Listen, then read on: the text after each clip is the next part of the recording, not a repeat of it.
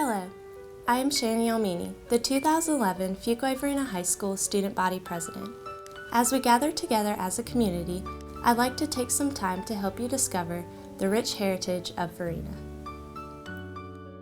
Varina, the historic district that once was a separate community from Fuquay Springs. The name came from a love story, one where a Confederate soldier received letters from Virginia Airy.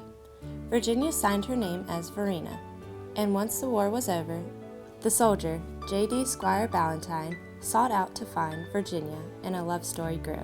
Ballantyne applied for and named a post office, located in their home opposite Wagstaff Road, Varina. The post office moved close to the mineral springs in the Fuquay district, changed its name to Fuquay Springs.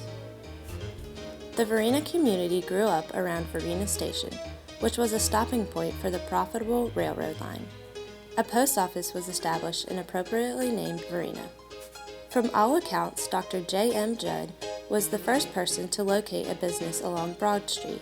He built the Bank of Varina around 1914. The original location is now home to Neil's Bakery and My Back Porch. The bank originally moved to a new location in 1925 and is currently the home of Fuquay Gold and Jewelry. Willie Lee Johnson was the first bank president.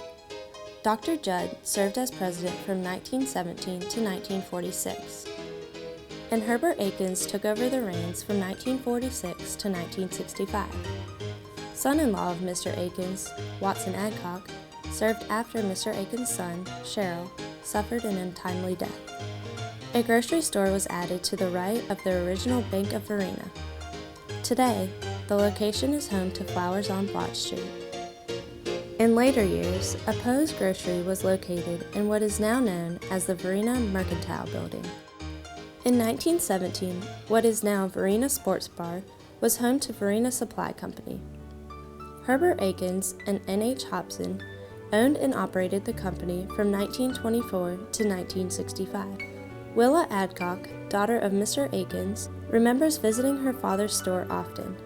She loved the candy counter and remembers it to be the community gathering spot for the men in town. Her dad was also the president of Bank of Varina, so there were lots of back and forth across Broad Street as signatures were needed from time to time.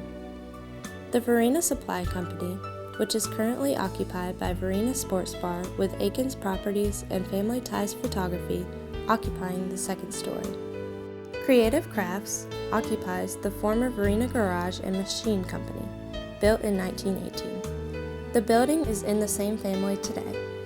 Donald Averett, son of one of the original owners, Alonzo Averett, runs his family framing business within the historical location. By 1924, Broad Street, as we know it today, had filled in with additional businesses to meet the needs of the community. A pharmacy barbershop in Fuquay Sports, a 3-bay unit that is now home to Toy Town, Center Stage, and a vacant building owned by Dr. Judd's descendants, the Parker family.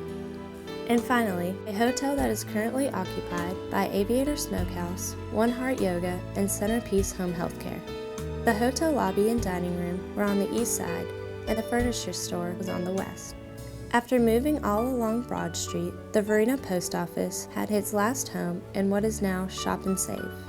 Stevens Farm Supply was built to the left of Bank of Varina in 1934. The 1940s brought a need for hardware and further expansion in Varina. In 1968, Stevens Farm Supply was destroyed in a fire. The new building still stands today. Stevens Hardware remains in the Stevens family and serves the needs for many residents. The south side of Broad Street contained only the depot, which is currently occupied and owned by Aviator Tap House. It is not in its original location. Until 1999, the Varina Depot Station stood alone on what is now Varina Station, which opened its doors in 2007 and houses 8 commercial units on the floor level and 10 luxury apartments on the upper level. It was the grandson of Herbert Akins, Bill Akins of Akins Properties, who decided to breathe new life into Varina, restore the historical train depot, move it to its current location, and develop a once gravel lot into something of great community pride. Tonight is a special night, one with historic meaning. You see, it has been over 70 years since the movies have been shown near this exact location in Varina. In the 1940s, the movies were a time when the kids were allowed to stay out late, and the community came together to socialize and shop in downtown, very similar to tonight. So let us hear from area citizens who remember what it was like to watch a movie on Ransdell Road in the 1940s. They have made a stop at Cupcake Bite in Varina to share memories of an area they all love dearly. We went to this movie out here on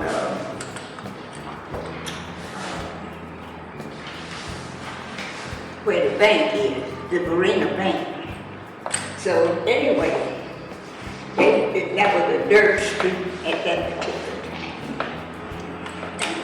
But I don't know exactly what time of year that the movie started, because I was so young. But I do know that movie would come to an end in October when it got too cold for you to stand out there.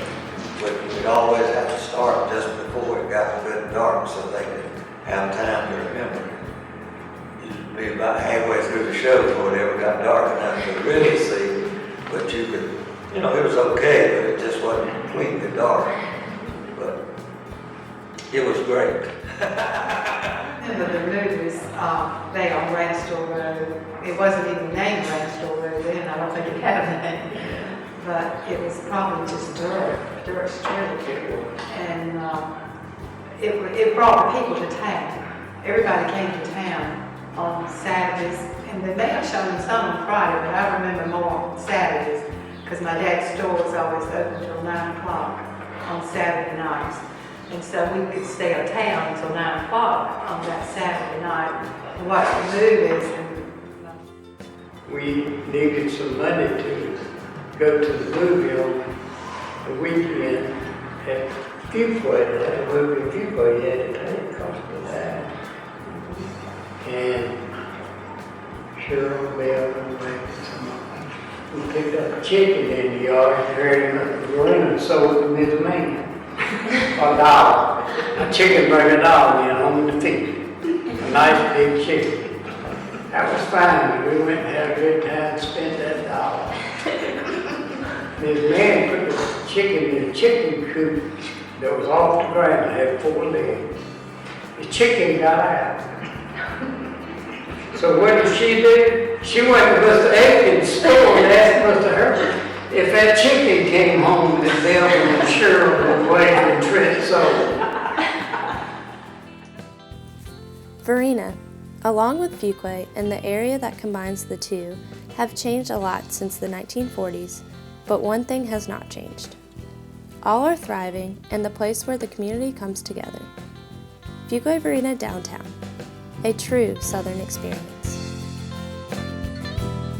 Now on with the show.